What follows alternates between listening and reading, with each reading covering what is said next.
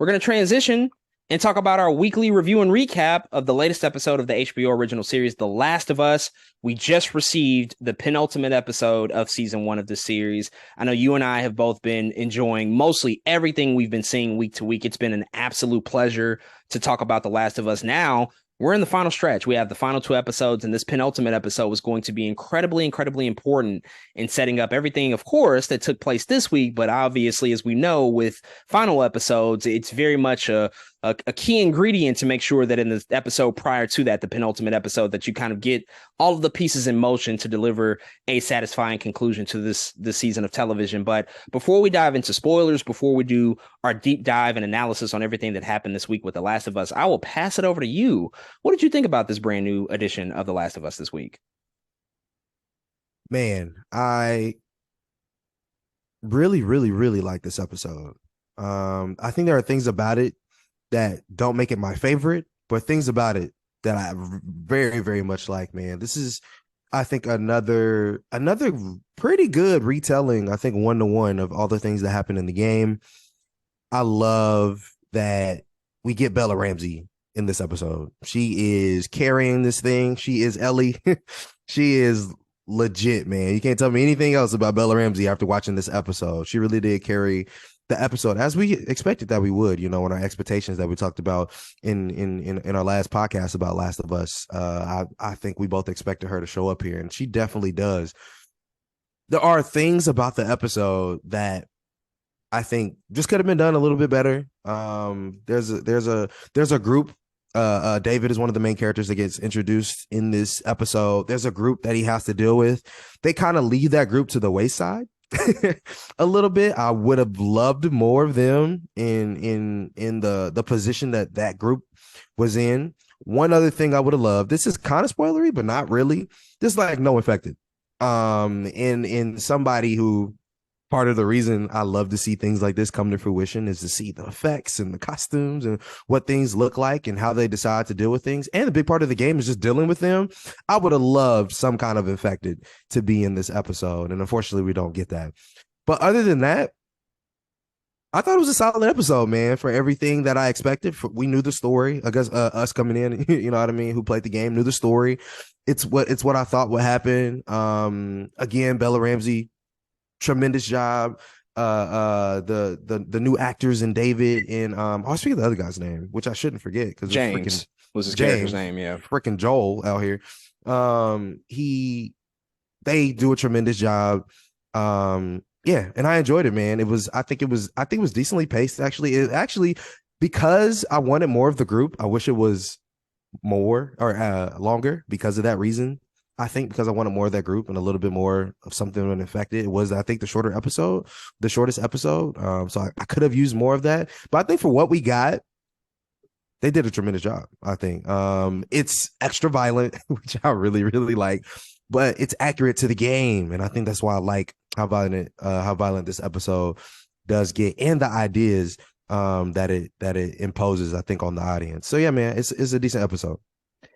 So this portion of the story is incredibly pivotal in the video game. When you play the video game, there's so much that happens in this particular section, especially as it relates to setting up all the final moments that we see. And so there was always going to be an increased importance that had to be placed on this penultimate episode, just based on where it falls in the sequencing of the story. And coming off of everything that we've seen up until this point, there's just been so much great changes. There's been so many great one-for-one adaptations of things that were directly sort of ported over from the video game and translated into live action. And this episode mostly, in many respects, was kind of a one-for-one for this entire sequence of the video game, which I think in any other week would have worked for me. But I do have to say that I think that this might be my least favorite episode of the season thus far.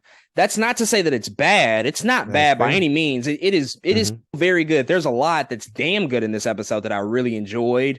There were still revelations. There were still things that further developed the characters that we're following and further embellished their stories. And so that we can, make sure we're in a proper place by the time we do reach the conclusion of everything next week. But I find that in the antagonist of this week and just the way that all unfolded, it probably would have been beneficial if there were just more episodes. I'm just going to be honest. I think that more Mm-hmm. episodes could have really helped out this particular section, much like what we saw earlier this season with Kathleen and the militia in Kansas City. She got Yeah. 2 episodes and she was a brand new character that didn't come over from Mm-hmm. the video game.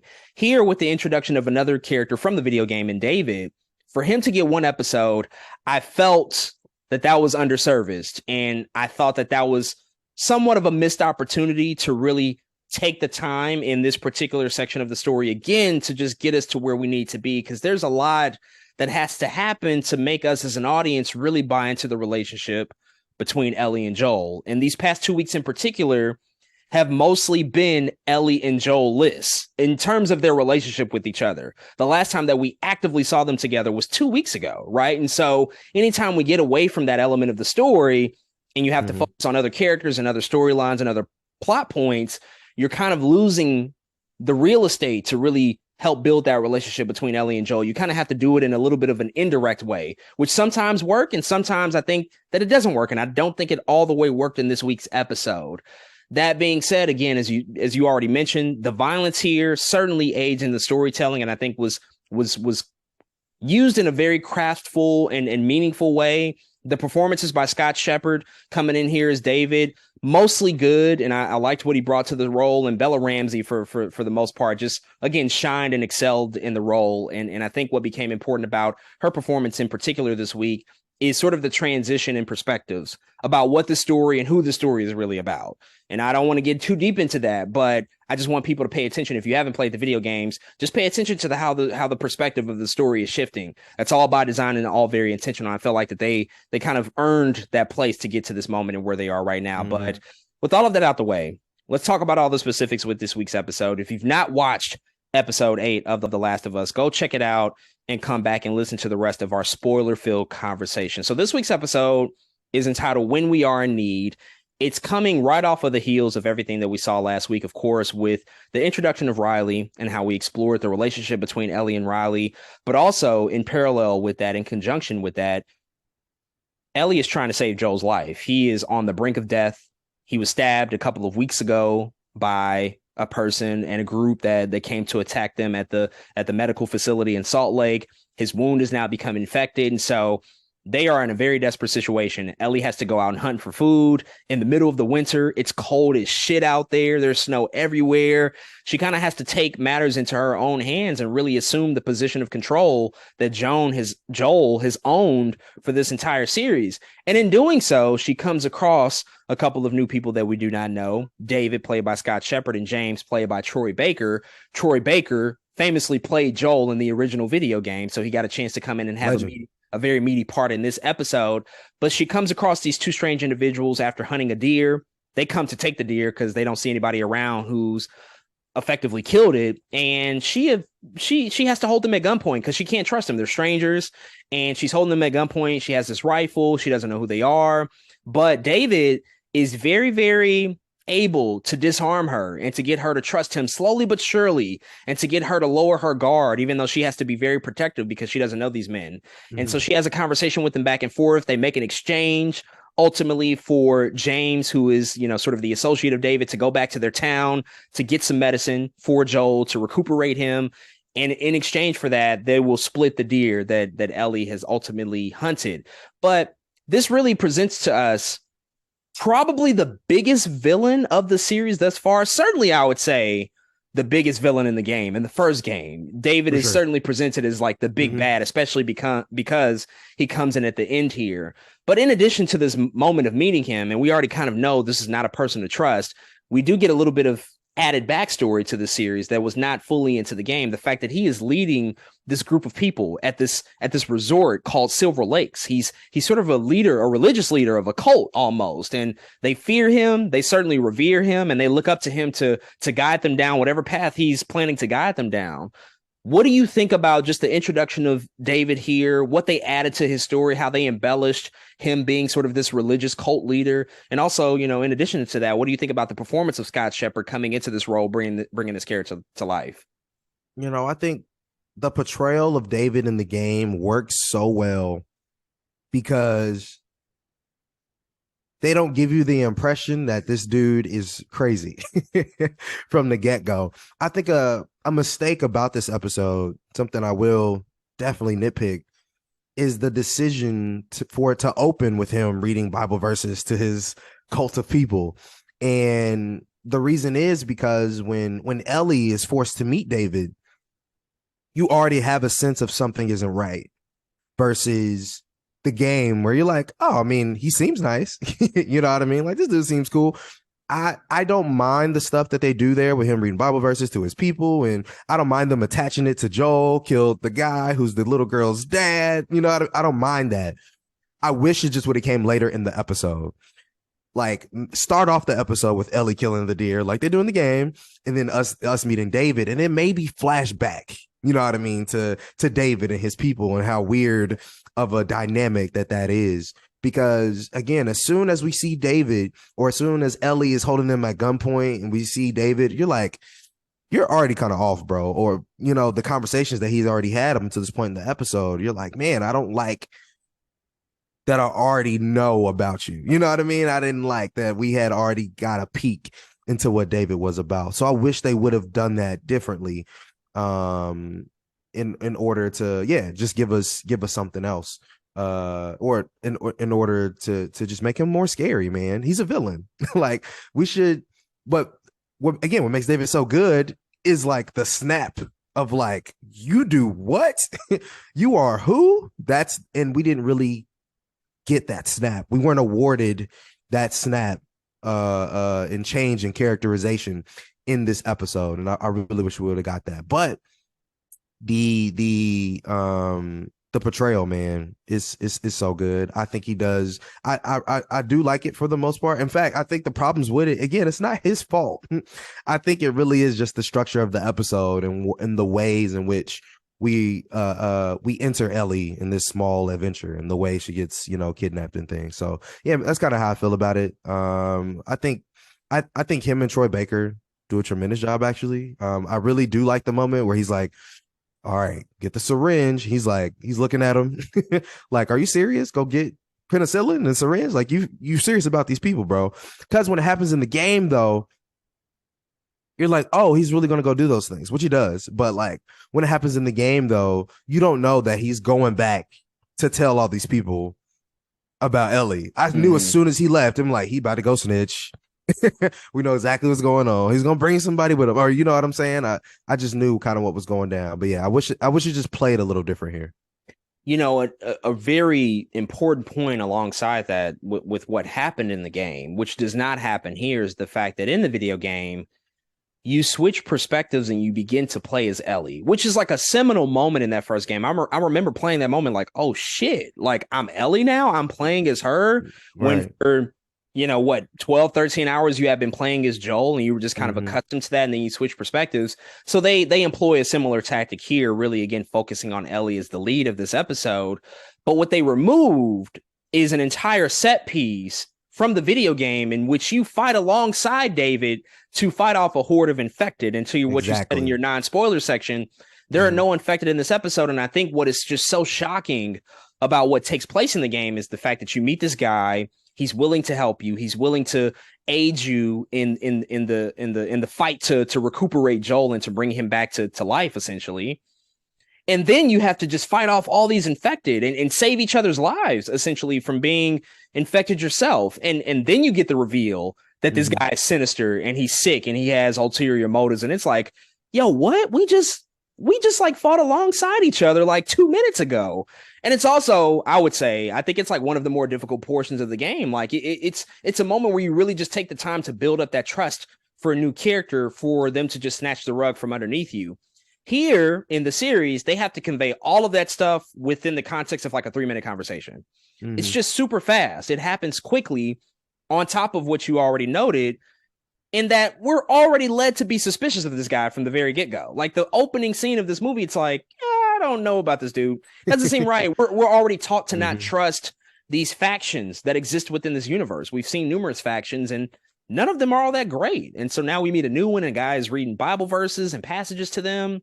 And we ultimately find out he's way worse than what they showed us in the opening moments, but still, it does it lose a little bit of that effectiveness that I think was achieved in the video game when you just kind of get the moment revealed here in the way that it does. And then from there, we find out a lot more about the character of David. We do find out that he was once a teacher, and he ultimately didn't find his relationship to God until after Outbreak Day. He wasn't really a believer before all of this stuff went down, and he came across this group of survivors who essentially sort of gravitated towards him like sheep almost. They were wounded people. I don't want to call them weak, but I would say that they were probably wounded people looking for direction, looking for guidance, and ultimately they found their way to David.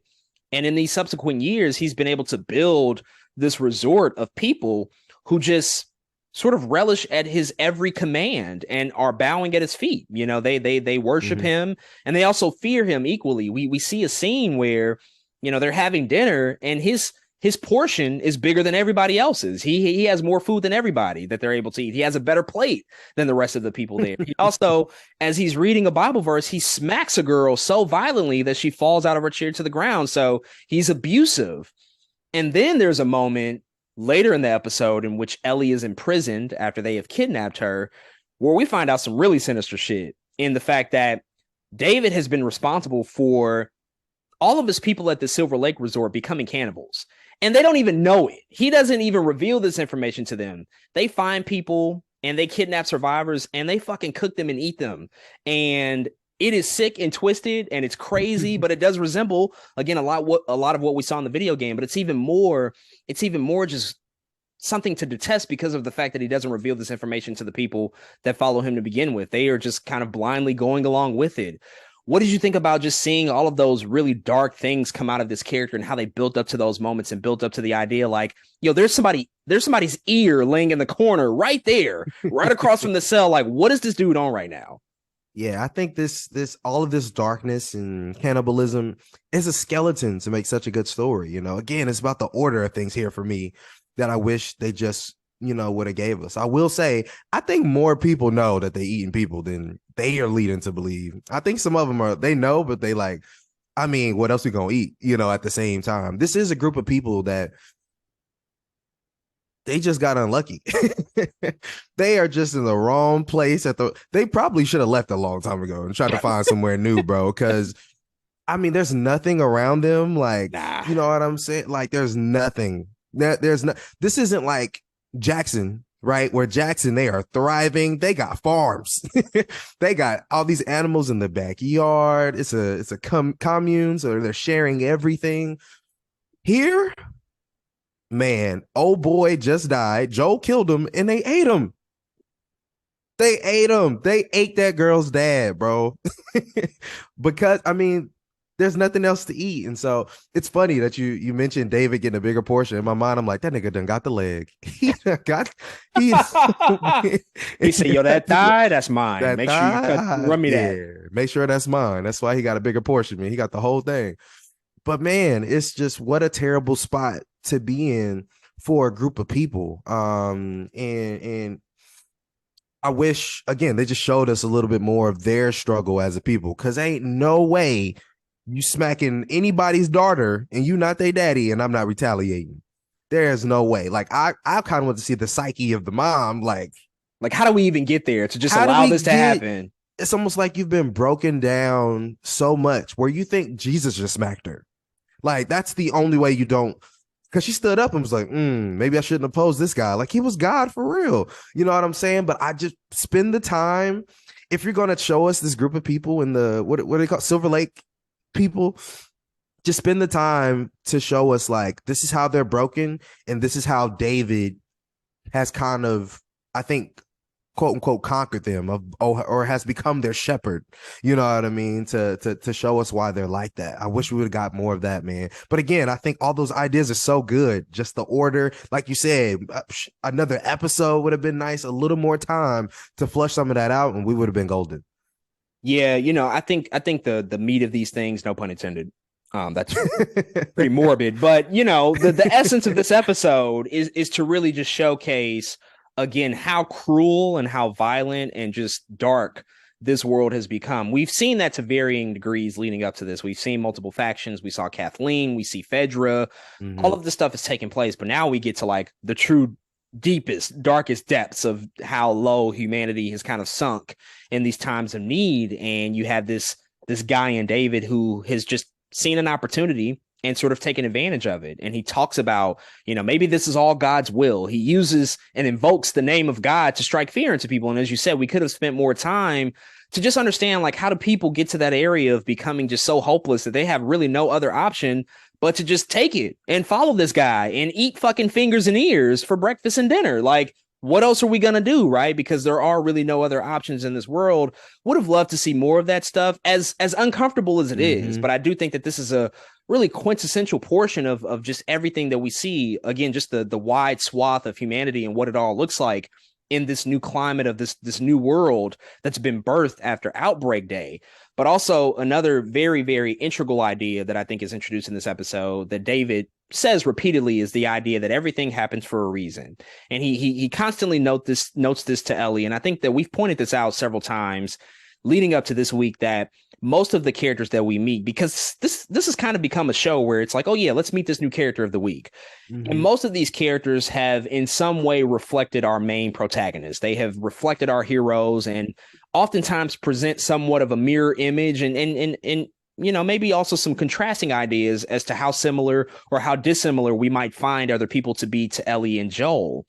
And this week, this idea of everything happens for a reason manifests in David and this relationship that he tries to spark with Ellie, because just when you think it can't get any sicker or more twisted and you see an ear laying on the floor, you find out that David might be sexually attracted to Ellie. And he wants to not only bring her into his faction, he wants her to stand side by side with him as like his queen, to rule this faction and to rule alongside him. Mind you, this is a little girl. Ellie's what, 14, 15 in this show, in this story in which it takes Yep. place. And we find that like David is actually attracted to her. And I think that they point to that in their first meeting when they're out in the snow and Ellie is holding them at a gunpoint. I think David instantly realizes something within her. He kind of realizes the brokenness, but he also realizes like, yeah, she's kind of putting on a front. She's acting stronger than she really is. I might see an opportunity here to take advantage. And one of the things that he tells her when she's locked up in the cell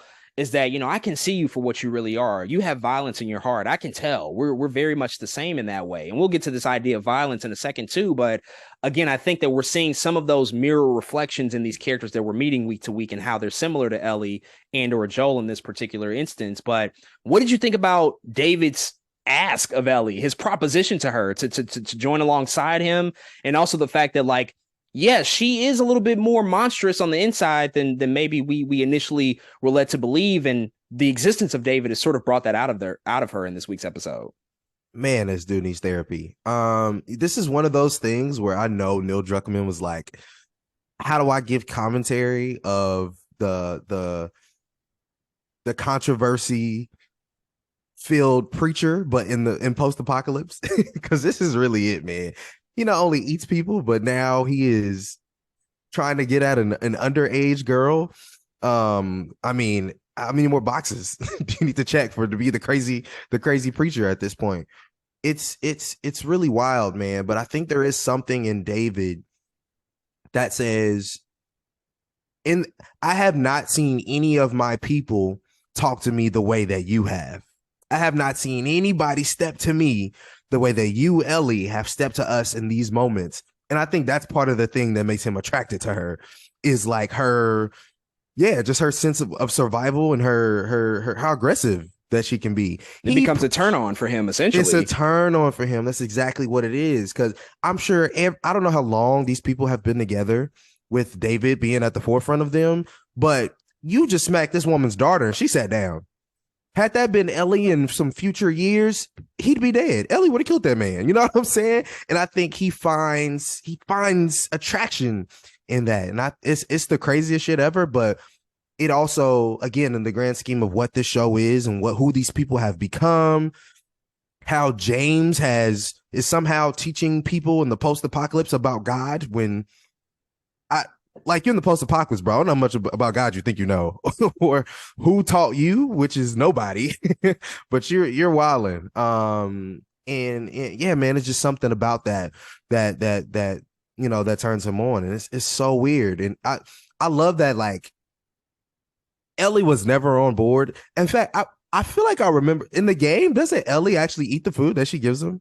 I can't remember, but I think she Oh, I does. I think think she tears so. that deer. I think it's deer Yeah. though. I think it really is deer that he Hmm. gave her to try to get him on her side. I think she low key might eat a little bit of it. I love here. She doesn't eat any of it. She like kicks it through the through the cell and everything, and she's just over it at that point. But it's just a crazy examination, like you said, of the place that we've come with these people, man. And James is just an example of just a fucked up dude. Does he have leadership qualities?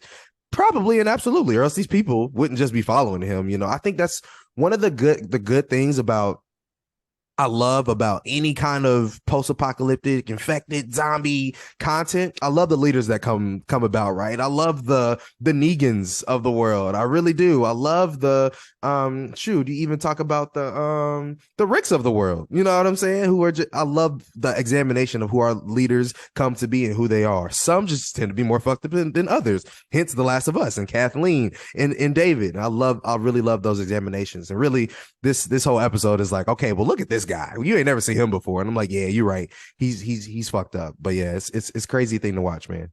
Yeah, he is mentally just completely off his shit all the way. I mean, the fact that he justifies essentially everything that he does. He does not, in this day and age, in this world, he is just providing justification for all of his It's actions revelations. and Mm-hmm. using and invoking the name of God, like this is his will, and he can just say that, and people just back down and accept it.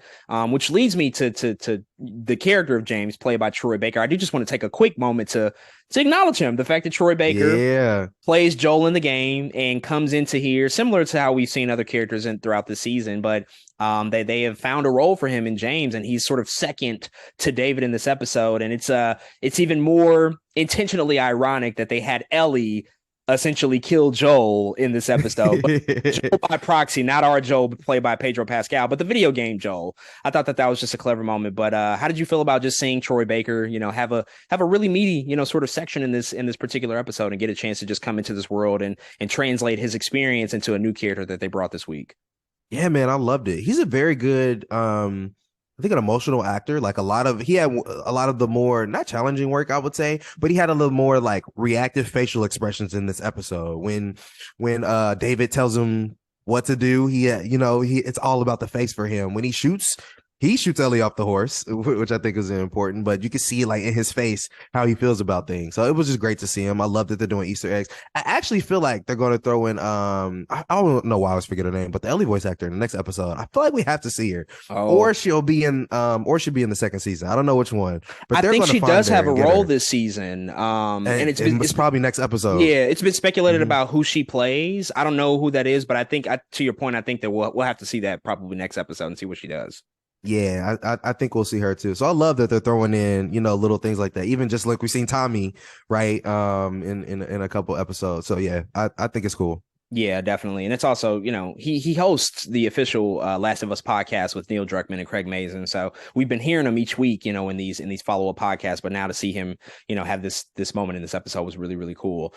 The last big thematic thing that I think we should take out of this episode is really just how the violence is ratcheted up in a big, big way in this episode. Of course, violence has been present in this world and in this story all the way up until this point, but I think that now is a tipping point. As I said, David sort of reveals something to us as an audience that we've been suspecting, but he's able to put it into words, in the fact that there's a violence that's existed within Ellie. And people who played the game, part one and part two, know the trajectory of her character and what her story means ultimately, and how these things become more of a notable fact, especially in the second game, but they've only been teased slightly up until the lead up until this episode. But we see Ellie unleash. We kind of see that monster within her come alive in this episode out of Mhm. necessity. It's really out of survival, because the final set piece of this episode is, again, sort of a one-for-one recreation of what happens in the video game. One of the big boss fights of the video game takes place within the resort cabin, where David is following you around this diner area, this dinner dining table area. It's like this big open cabin, and you have to sneak around and figure out a way to stealthily kill him and take him out. But also, this place is slowly but surely burning down, and it's a really, really impressive action set piece. But Ellie does get the upper hand on David, and she just unleashes so many violent stabs into his, I mean, just probably his entire anatomy. We don't see him on screen, but you certainly get the implication that she is just not letting up. And they even have some of the blood splatter on the camera. It was really, really effective stuff.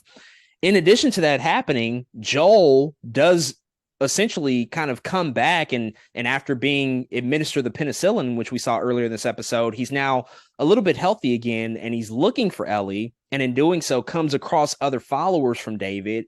And we get another recreation of a scene from the video game in which Joel finds two of his followers and tortures them. And that's a really disturbing portion of the game. And I think it was kind of equally disturbing here, just to see how far he was willing to go to find this person that he absolutely loves now, how much he was willing to do to get her back. And we just see him torture these two people without really any remorse. He gets the information that he needs, and he just stabs them and beats them to death. And so simultaneously, our two heroes have just gotten to these extremely, extremely dark places. They were already dark. Shit was already fucked up with them. But now, because of survival and because of their desire and their gravitational pull to get back to each other, they're willing to do whatever it takes. They will take out whoever it means that they have to take out in order to find their way back to each other. What did you think about just the heightened violence, the way that they depicted this on screen, and what it ultimately will mean for their relationship going forward?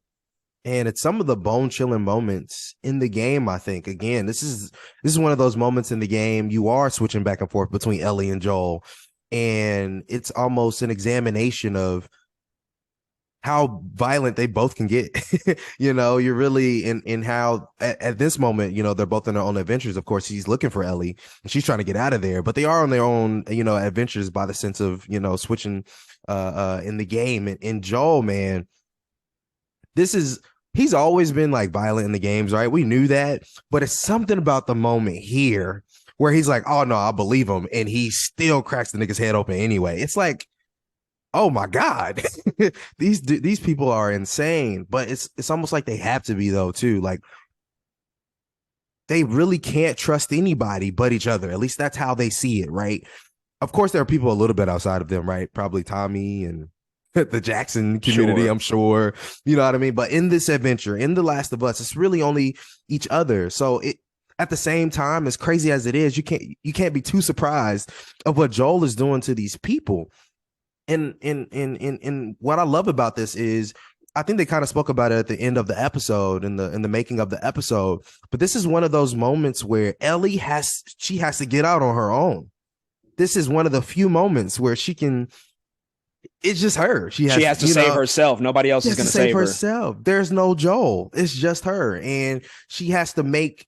I wouldn't even say decisions, because really it's kill everything or die, right? And in this moment, and it's crazy because James does let her live because he's attracted to her and all those things. But it's crazy how it comes back to bite him in the butt. Quote unquote, everything happens for a reason, And I really love this about it though, because I think one of the important parts of Ellie's character is how complicated she is, and I think it's a bigger examination of the person that she means to the world. She is the person who is immune to the virus that can literally save the world. In that, she probably got to drop some bodies. And I think that's like just a crazy idea that comes with the video game, that comes with Ellie and who she is as a person. She probably has to be a little crazy. She probably has to be the person who is the utmost highest candidate for survival of the fittest and has to kill people in her path. She probably is. And we see that in this episode. It's like, no, David, you can't kill this girl because she has to survive. And I think that's the excessive violence that we often see from Ellie, the multiple stabs, all of that. It's not only anger, of course, from what Ellie has been through, but it's an overarching theme that this girl can't die. And she's the one person who probably needs to live out of all of this. So it's crazy to see, man, the excessive violence, but I love how it at least makes sense and services the story. Yeah, these things have been built up to, for sure. We've been led to believe that Joel has had a very dark past. He's done some things that are probably unspeakable and killed numerous people. That is not a surprise. And Ellie, again, has been somewhat of a tortured soul, has been through a lot herself, has really had nobody that she's connected with, only a couple of people that you can count on one hand. And she's just been jerked around and dealt, really shitty hands from everybody else that's been in her life. And so all that stuff, and then you add on the fact that they've come across and come in contact with a crazy motherfucker in this in the society. It is do or die at this particular point in the story. Like it's all or nothing, and there's just so much energy and pent up rage, and just so much behind both of their moments in which they just kind of unleash. And you see Joel employ merciless tactics, and you see Ellie fight for her life and for survival. Like that stuff just all boils over in such a big way by the end of this. And I do think that this was probably the most effective piece of this episode. In an episode in which I had numerous problems, I did find that, like, well, once we got here, this is the idea that's speaking to the story at large and what they're trying to achieve. And we get that really seminal moment where Joel finally does find Ellie. She leaves out of the resort as it's burning down. They embrace, and he looks at her and he says, "It's okay. I got you, baby girl." And we haven't heard him say those words since his daughter passed, Sarah. Though those were the only times he had ever used those words before. He probably hasn't said baby or girl, or nonetheless those two words together, in 20 years. And so the fact that he uttered that just goes to show how far they have come in their relationship. I do again believe that, we probably could have used more to get to this moment, because we can't forget, like, the video game, you're playing with these two for like 20 hours, so by the time we reach the end point, it's like, oh yeah, I see what's going on here. I see why he's acting the way that he's acting and why she feels the way that she feels. Here, it's like, well, it might have been a few rough patches to get here, but I do think that the performances really do a lot to carry the weight of everything that we're meant to, sort of believe in terms of their relationship and what it ultimately means in next week's episode. Before we wrap up with this conversation, I do want to ask you, next week is the season finale. It's going to wrap up, very much looks like, the story of the first game. I don't think we're going to end on a cliffhanger. I think that we are actively going to wrap up the whole story of The Last of Us Part 1.